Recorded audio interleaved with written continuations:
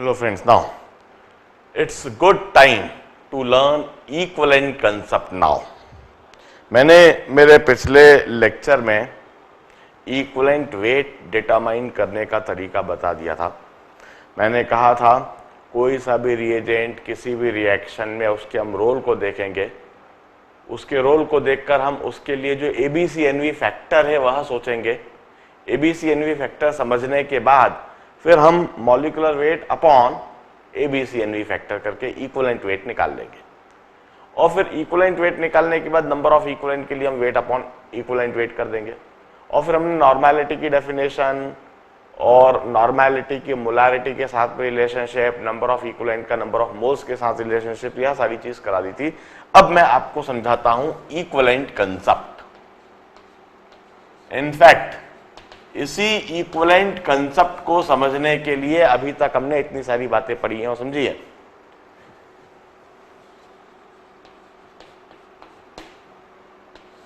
छोटा सा कंसेप्ट है मगर समझने के लिए हमें ढेर सारे प्रॉब्लम्स प्रैक्टिस करने पड़ेंगे और मैं प्रॉब्लम प्रैक्टिस ज्यादा करवाऊंगा। As I told you, it's an alternative to mole concept. Mole concept का ऑल्टरनेटिव है। मोल कंसेप्ट क्या था? If we have got a complete and balanced reaction, then reactant react and product are formed in the molar ratio of their stoichiometric coefficient. मैं मोल concept एक बार तेजी से पहले बता देता हूं। A plus B plus C gives you product D plus E plus F। यह कोई रिएक्शन है। सबसे पहली बात, रिएक्शन को अधूरा नहीं होना चाहिए, कंप्लीट होना चाहिए। सारे रिएक्टेंट पता हो, सारे प्रोडक्ट पता हो। अब कंप्लीट रिएक्शन लिखने के बाद हमें इसे बैलेंस करना पड़ता है। बैलेंस करते हैं और सभी रिएक्टेंट और प्रोडक्ट के कोएफिशिएंट लगाते हैं और उस कंप्लीट बैलेंस्ड रिएक्शन को हम स्टोइकियोमेट्रिक रिएक्शन कहते हैं। ए के आगे कुछ कोएफिशिएंट स्मॉल ए, बी के आगे small B, small C, D, ई और एफ। इस तरीके से हमने कोएफिशिएंट लगा दिए। Now this is a complete and balanced reaction। यह एक complete reaction है और balanced reaction है। इस complete और balanced reaction में इसे हम stoichiometric reaction कहते हैं। उसके आगे जो coefficient है small a, b, c, d, e, f, इन्हें हम stoichiometric coefficient कहते हैं। फिर हम कहते हैं reactant react करेंगे, product बनेंगे in the molar ratio of stoichiometric coefficient। Means A moles react करेंगे ए के, बी मोल्स बी के साथ, सी मोल्स सी के साथ, डी मोल्स डी के साथ, ई मोल्स ई के बनेंगे और एफ मोल्स एफ के बनेंगे। यह मोल कंसेप्ट होता है। मोल कंसेप्ट अप्लाई करने के लिए रिएक्शन का कंप्लीट होना जरूरी है, न केवल कंप्लीट होना बल्कि उसका बैलेंस होना जरूरी है, तब हम मोल कंसेप्ट लगा पाते हैं। इक्विवेलेंट कंसेप्ट की खास बात, we would not need the complete reaction, we would not need the balanced reaction। Reaction का बैलेंस होना क्या, इनकम्प्लीट रिएक्शन में भी इक्विवेलेंट कंसेप्ट लगाया जा सकता है। यह कोई इनकम्प्लीट अनबैलेंस्ड रिएक्शन है। A plus B gives you D and E। यह कोई इनकम्प्लीट और अनबैलेंस्ड रिएक्शन है। इस इनकम्प्लीट और अनबैलेंस्ड रिएक्शन में हम इक्विवेलेंट कंसेप्ट से सीधा सीधा कह सकते हैं reactant react and the product are formed in the equal ratio of their number of equivalent. Reactant react and product are formed in the equal ratio of their number of equivalent. Reactant और product हमेशा उनके number of equivalents बराबर होते हैं।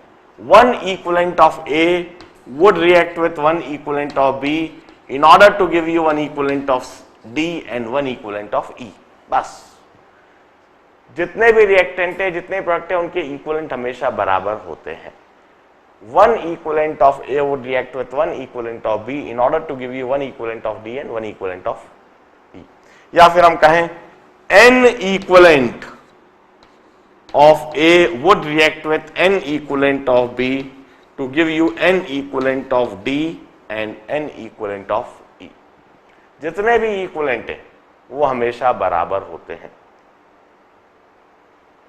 Reactant react in the equal ratio of their number of equivalent.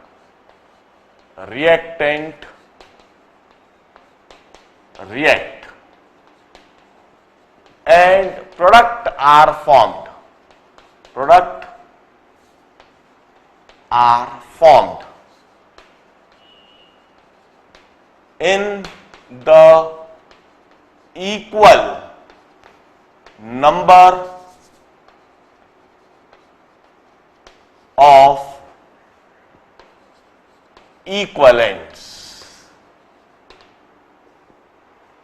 In short, number of equivalent are always same. Number of equivalent are same.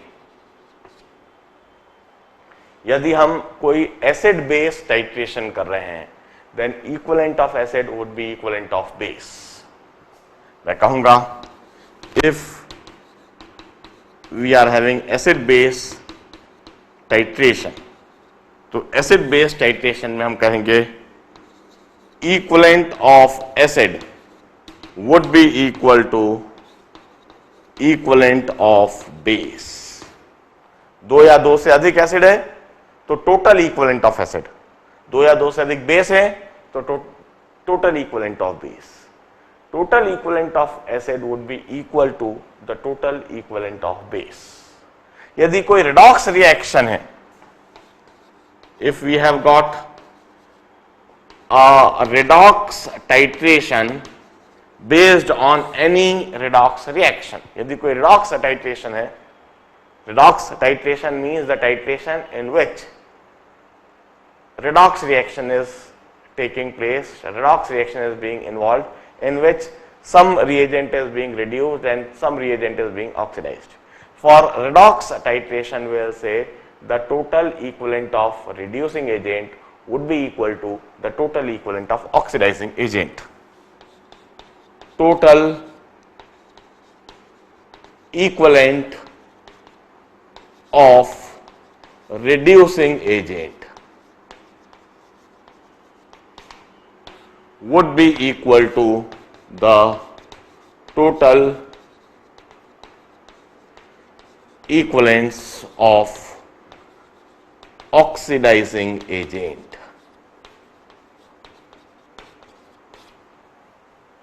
This is the basic concept that will apply while applying equivalent concept. Equivalent concept में हम सिर्फ reactant और product के equivalents को equate करते चलेंगे, उनको relate करते चलेंगे. हम कहेंगे जितने इक्विवेलेंट रिएजेंट ए के पार्टिसिपेट कर रहे हैं उतने ही इक्विवेलेंट रिएजेंट बी के पार्टिसिपेट करेंगे. अब देखिए, इस इक्विवेलेंट कंसेप्ट को लगाते समय खास बात, हमें रिएक्शन को कंप्लीट करने की कभी आवश्यकता नहीं पड़ेगी और हमें रिएक्शन को कभी बैलेंस करने की भी आवश्यकता नहीं पड़ेगी. We would never need to complete the reaction, neither will need to balance the reaction. अब ये इक्विवेलेंट डिटरमाइन करने का कई तरीका है, दो तीन तरीके हैं जो हम रिकॉल कर देते हैं, एक बार रिवाइज कर देते हैं. एक तो नंबर ऑफ इक्विवेलेंट डिटरमाइन करने के लिए यह expression weight in grams upon equivalent weight, एक तो यह तरीका है weight in grams upon equivalent weight. This is one of the expression that we know in order to determine the equivalent number of equivalents. दूसरा एक और तरीका है नॉर्मेलिटी से, normality into volume in litres. This is also equal to number of equivalent. यह number of equivalent निकालने का दूसरा एक तरीका है. नॉर्मेलिटी दिया हुआ हो into volume in litres, that is number of equivalent. और नंबर ऑफ इक्विवेलेंट निकालने का एक और तरीका है नंबर ऑफ मोल से. Number of moles into ABCNV factor is number of equivalent. Number of moles into A, B, C, N, V factor is also number of equivalent. This is also equal to number of equivalent. Just hold on.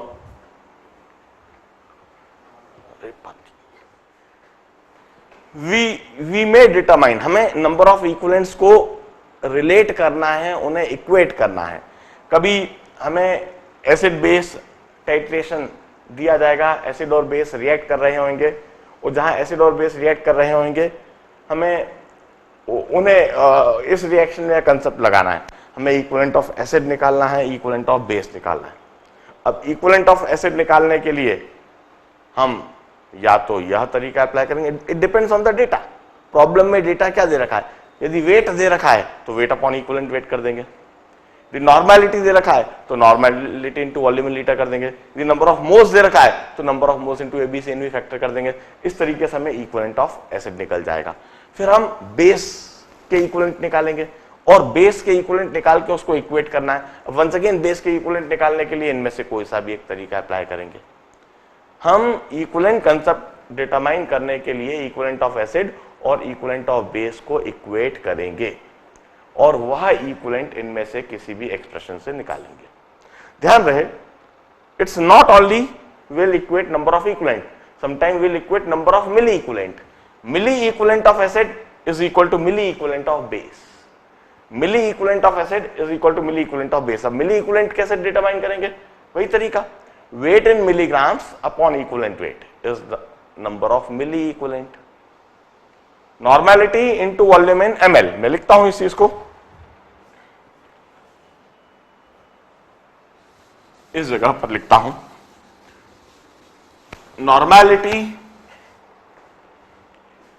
Wait in milligrams upon equivalent weight. This is number of milli equivalent. या फिर हम कहेंगे normality into volume in ml is number of milli equivalent. या फिर हम कहेंगे number of milli moles into number of milli moles into A, B, C, N, V factor. This is number of milli equivalent. These are the methods that we will employ. These are the expressions or the formula that we will employ in order to determine number of milli equivalent.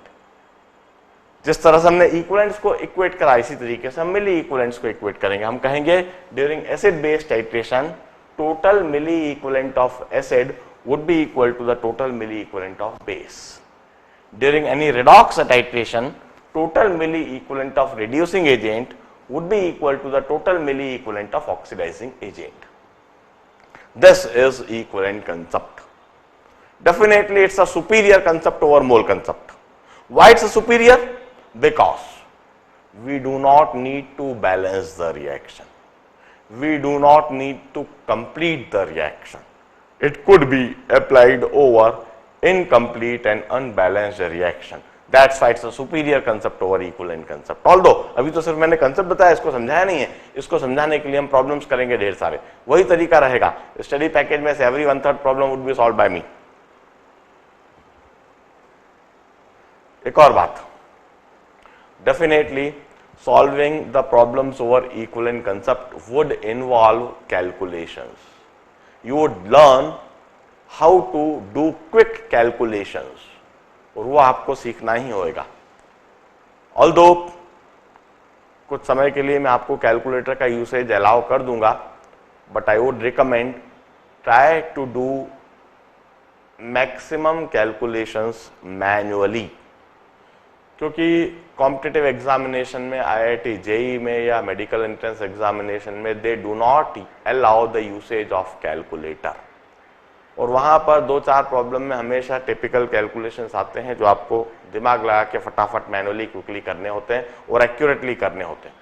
In order to practice for that type of problems, आप इधर जितने भी problems करें अधिक से अधिक problem में manually calculation करके देखें.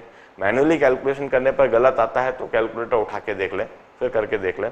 आप पाओगे कि पहले 10-12 बार में तो हमेशा आप गलत कर रहे हो, और फिर उसके बाद में जब अच्छी प्रैक्टिस हुई तब आपसे कैलकुलेशन सही हो रहा है. चलिए अब हम स्टडी पैकेज उठाते हैं और सॉल्व करना चालू करते हैं. इसे नोट डाउन कर लीजिए, मैं साफ करता हूं, स्टडी पैकेज जरा लेकर आता हूं.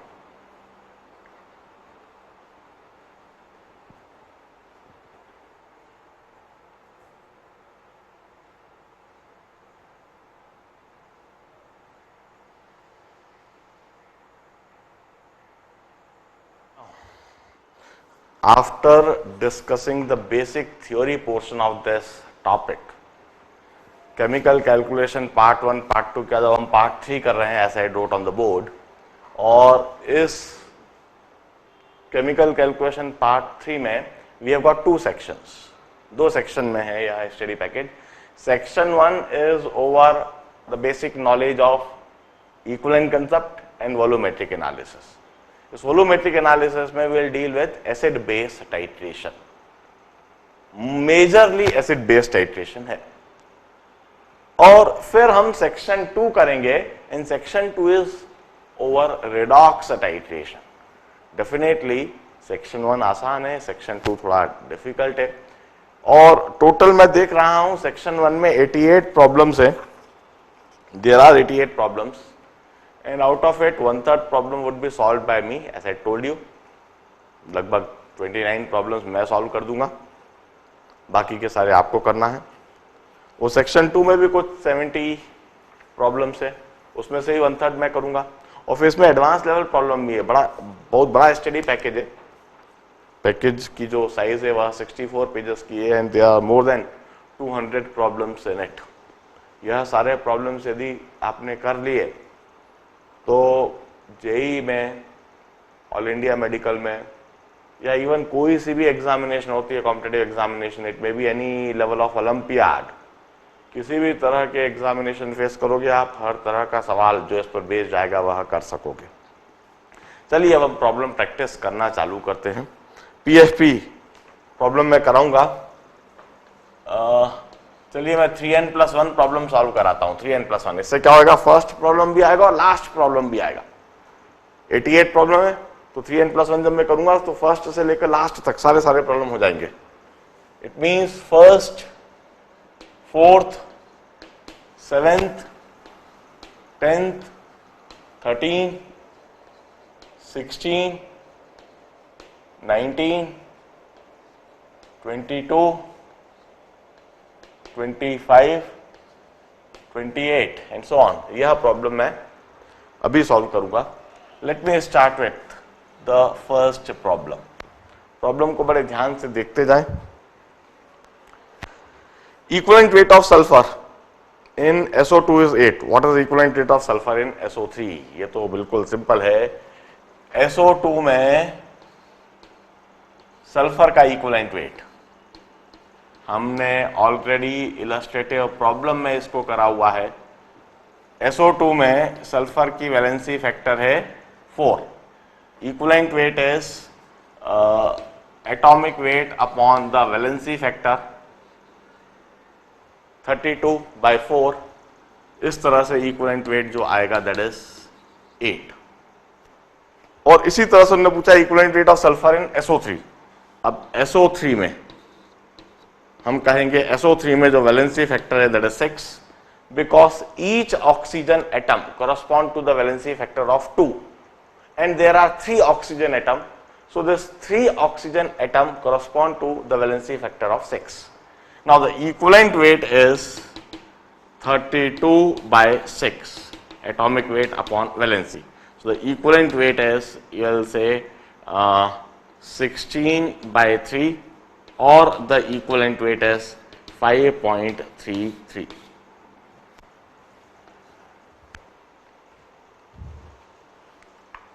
This is first problem, a very simple problem. Now Let me immediately solve the fourth problem as well. Problem को ध्यान से पढ़ते हैं. When dissolved in dilute H2SO4, 0.275 grams of metal evolved this much hydrogen. Dilute H2SO4. We have got dilute H2SO4, and this dilute H2SO4 is dissolved with 0.275 grams of metal M.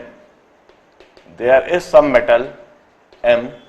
It's added with dilute H2SO4 and it evolves 119.7 ml of hydrogen measured at 20 degrees centigrade and 780.7 mm pressure. And this hydrogen is collected over water. Aqueous tension is given. Aqueous tension is 17.4 mm. Calculate equivalent weight of metal. इस metal का equivalent weight पूछा है. Now the basic concept that will apply is equivalent concept. Equivalent of H2SO4 that would participate in the reaction would be equal to the equivalent of metal which is being oxidized, and it would be equal to equivalent of hydrogen which is evolved. अब इधर dilute H2SO4 से तो कोई मतलब रखा ही नहीं है, ना उसका डेटा दिया है ना उसके बारे में पूछा है, तो हम तो ये कहेंगे equivalent of metal, equivalent of metal oxidized is equal to equivalent of hydrogen gas evolved. Equivalent of metal oxidized is equal to equivalent of hydrogen gas that is evolved. यह equivalent concept, basic equivalent concept हम लगा रहे हैं.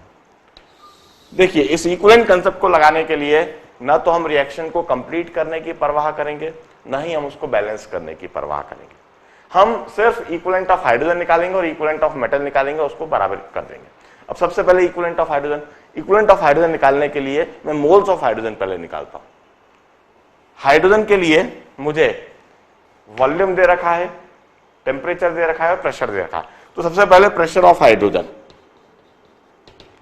Pressure of hydrogen देखिए, ये तो total pressure है, वहां इट्स कलेक्टेड ओवर वाटर.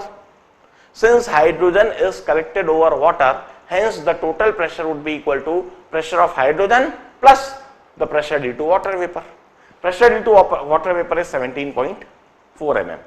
तो हम ये जो टोटल प्रेशर है 780.7 mm में से हम वाटर वेपर का प्रेशर सब्सट्रैक्ट कर देते हैं. तो यह जो है प्रेशर ऑफ हाइड्रोजन आ गया. Pressure of hydrogen comes out to be 780 minus 17, that is 763.4.3. और यह जो mm है इसको मैं 760 से डिवाइड कर देता हूं तो यह एटमॉस्फेयर में कन्वर्ट हो गया. 780.7 is the total pressure. That is the pressure of hydrogen plus the pressure of water vapor. Since this hydrogen is collected over water, hence the total pressure would be equal to pressure of hydrogen plus pressure of water vapor. So pressure of hydrogen would be total pressure minus pressure of water vapor. Pressure of water vapor is aqueous tension. हमने subtract कर दिया, इस तरह से pressure of hydrogen आ गया. Pressure of hydrogen mm में आया था, उसको 760 से डिवाइड कर दिया तो एटमॉस्फेयर में आ गया. टेम्परेचर हमें दिया हुआ है, वॉल्यूम हमें दिया हुआ है. Temperature is 293 kelvin. 20 degree centigrade को हमने केल्विन में कन्वर्ट कर दिया. वॉल्यूम इज 119.7 ml, तो इसको हम लीटर्स में कन्वर्ट कर देते हैं, 0.1197 लीटर्स. अब हम मोल्स ऑफ हाइड्रोजन डिटरमाइन कर देते हैं. Moles of hydrogen is PV by RT. Pressure की जगह लिखूंगा 763.3 by 760. वॉल्यूम की जगह 0.1197, R की जगह पर 0.0821, टेम्परेचर की जगह पर 293. PV by RT. इस तरीके से हमें मोल्स ऑफ हाइड्रोजन आ गए. अब hydrogen would transfer 2 electrons. Hydrogen कैसे बन रहा होगा, मैं हाफ रिएक्शन इधर लिखता हूं। Hydrogen 2H positive 2 electron absorb करके हाइड्रोजन गैस बना रहा होगा। Number of electron transferred is 2। तो इक्विवेलेंट ऑफ हाइड्रोजन के लिए मैं क्या करता हूं, moles of hydrogen into ABCNV factor. Equivalent of hydrogen, जरा इक्विवेलेंट की डेफिनेशन देखिए, number of moles into ABCNV factor.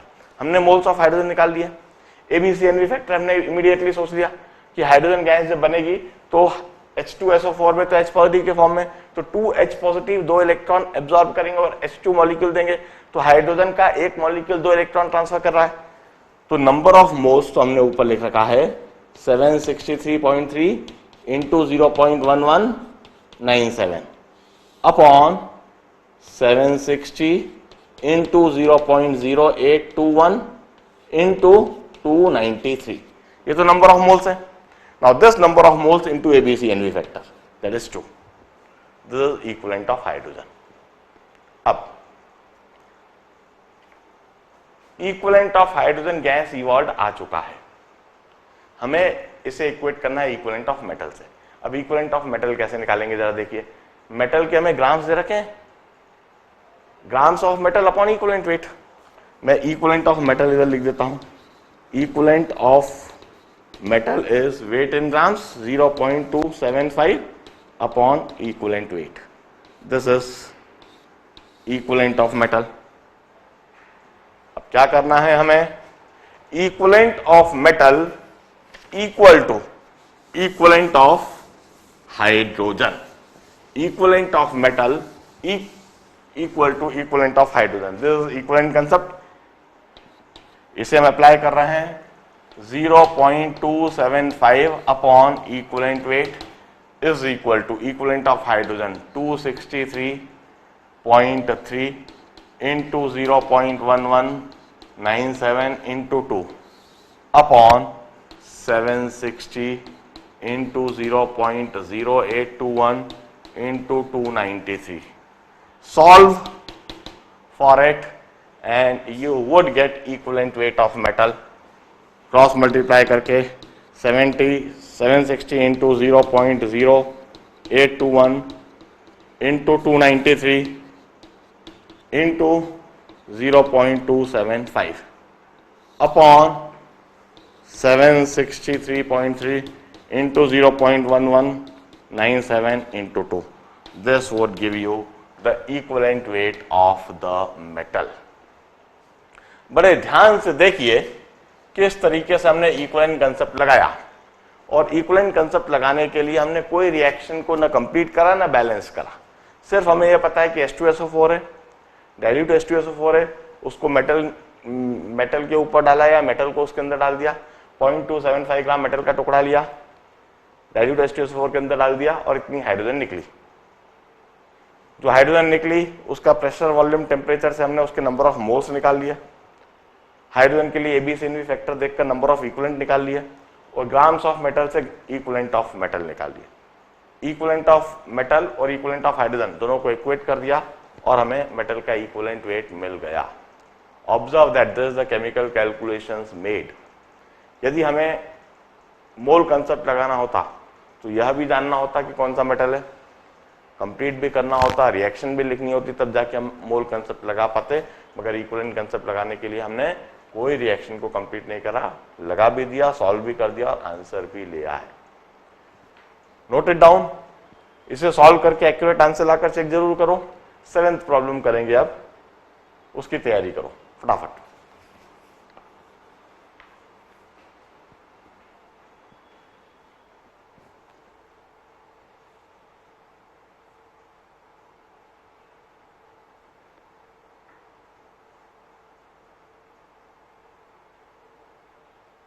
Let us solve 7th problem. In fact अब मैं तेजी से प्रॉब्लम्स करता चला जाऊंगा, स्पीड मेरे साथ बनाए रखो। Arsenic form 2 oxide, one of which contain 65.2%। 2 oxide हैं, एक में आर्सेनिक है 65.2% और दूसरे में आर्सेनिक है 75.7%. Determine equivalent of weight of arsenic in both. Arsenic का एटॉमिक वेट 75 दे रखा है उसमें.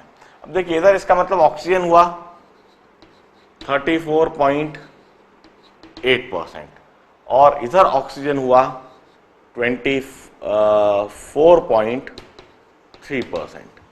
अब इसका मतलब है if we have got 100 grams of the oxide, 100 gram oxide लेने पर आर्सेनिक कितने ग्राम होगा और ऑक्सीजन इतने ग्राम होगा.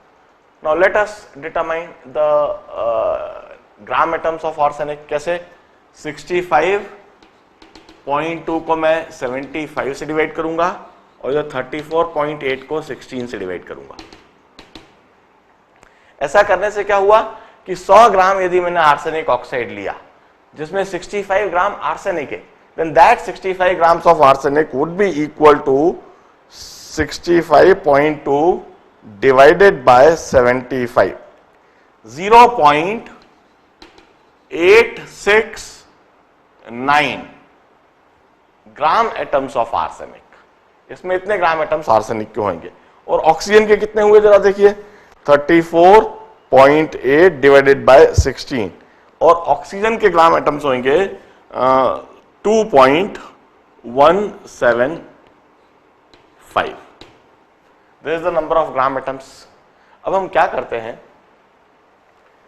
इनका सिंपलेस्ट रेशो निकालने के लिए मैं 0.869 को 2.175 से डिवाइड करता हूं. 0.869 डिवाइडेड बाय 0.869 और 2.175 को भी 0.869 से डिवाइड करता हूं. इससे मुझे सिंपलेस्ट रेशो निकलेगा. इसका तो 1 आ रहा है और 2.175 divided by 0.869 is equal to 2.5 आ रहा है. It means the simplest integral ratio is 2:5. This is the simplest integral ratio 2:5. इसका मतलब यह जो आर्सेनिक है AS2O5 है. यह जो आर्सेनिक है, आर्सेनिक ऑक्साइड है AS2O5. मैं इस जगह पर सिंपलेस्ट इंटीग्रल रेशो लिखने के लिए यह 2 और यह 5. अगला मैं इधर कर दूंगा आर्सेनिक और ऑक्सीजन. 2:5 का रेशो है atomic ratio, simplest atomic ratio. It means it's a pentavalent arsenic. Valency factor is 5. Valency factor 5 कैसे आ रहा है भाई? 5 ऑक्सीजन है. Each oxygen correspond to valency of 2. 5 oxygen correspond to valency of 10. Now 10 valency is of 2 arsenic atom. So each arsenic atom have got valency factor of 5. So equivalent weight of arsenic would be atomic weight upon its valency factor. Atomic weight is 75 upon 5, 15. इस जगह पर equivalent weight है 15. अब जरा दूसरे arsenic oxide में हम arsenic की इक्विवेलेंट वेट को डिटरमाइन कर देते हैं. वहां पर परसेंटेज जो हमें दे रखा था मैंने साफ कर दिया, मुझको एक और बार लिखना चाहिए. 75.7% और इसका है 24.3%. अब हम क्या करेंगे? फिर वही बात, हम 100 ग्राम आर्सेनिक ऑक्साइड, 100 ग्राम आर्सेनिक ऑक्साइड में 75.7 ग्राम आर्सेनिक है. इसको 75 से डिवाइड कर दें तो नंबर ऑफ ग्राम एटम्स आएंगे. 100 ग्राम आर्सेनिक ऑक्साइड में 24.3 ग्राम्स ऑक्सीजन है तो इसको 16 से डिवाइड कर दें तो इनके ग्राम एटम्स आ जाएंगे. 75.7 divided by 75 it's very close to 1.009 और 24 डिवाइड बाय 16 1.5 दिख रहा है मुझको, फिर भी 24.3 डिवाइडेड बाय 16 1.51. तो यह जो रेशो मुझको दिख रहा है बिल्कुल सिंपल 2:3 का रेशो दिख रहा है मुझको. तो इधर जो आर्सेनिक के ग्राम एटम्स हैं 2:3 की रेशो में है, मतलब एटम्स जो है AS2O3. This is the simplest formula. Now this suggest that the valency factor is 3. So the equivalent weight here is atomic weight upon valency factor. Valency factor 3 क्यों बोल रहा हूं? क्योंकि 3 ऑक्सीजन एटम है. Each oxygen correspond to the valency factor of 2. 3 oxygen correspond to the valency factor of 6. 2 arsenic have got valency of 6, means each arsenic atom have got valency of 3. So this is 75 upon 3, that is 25. इस जगह पर arsenic का equivalent weight है 15, इस जगह पर arsenic का equivalent weight है 25. Observe the determination of equivalent weight by this method. 10th problem करेंगे. मैं प्रॉब्लम्स की संख्या आज के लिए बढ़ाते जा रहा हूं. इसे नोट डाउन करो, 10th पढ़ो.